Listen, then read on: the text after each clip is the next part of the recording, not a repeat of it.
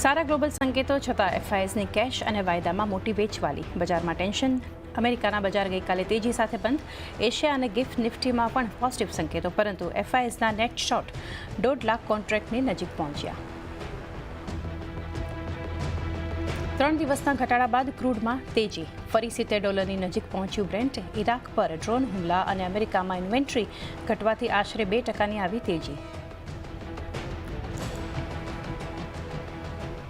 પહેલા ત્રિમાસિકમાં એક્સિસ બેંકના નબળા પરિણામ, 3% વધવાના અનુમાન સામે 4% ઘટ્યો નફો. વ્યાજથી આવકમાં પણ આશા કરતાં ઓછો વધારો, બમણાથી વધારે વધ્યા પ્રોવિઝન્સ. મેનેજમેન્ટે કહ્યું અસેટ ક્વોલિટી માપવાની પદ્ધતિ કડક થવાથી જોવા મળી અસર. સાથે જ ઇન્ડસ્ટ્રીથી સારા ક્રેડિટ ગ્રોથનો વ્યક્ત કર્યો ભરોસો. તો અનુમાન મુજબ રહ્યા વિપ્રોના પહેલા ત્રિમાસિકના પરિણામ. 3.5% સુધી ઘટાડાના ગાઇડન્સ સામે 2% ઘટી કોન્સ્ટન્ટ કરન્સી આવક ગ્રોથ.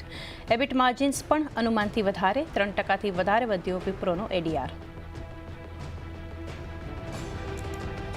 અનુમાનથી સારા રહ્યા એલટીઆઈ માઇન્ડટ્રીના પરિણામ. નફામાં 11%થી વધુનો ઉછાળો, આવક આશરે 1% વધી. ત્યાં જ ટાટા કમ્યુનિકેશન્સનો નફો 42% ઘટ્યો, માર્જિન્સ પર પણ દબાણ.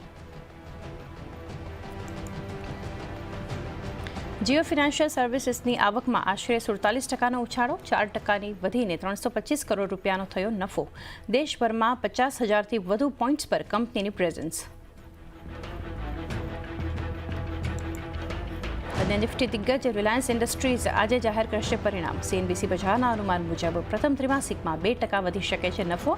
O2C કારોબારમાં સારો ગ્રોથ શક્ય. JSW સ્ટીલ અને બંધન બેંકના પરિણામ પર પણ રહેશે આજે ફોકસ.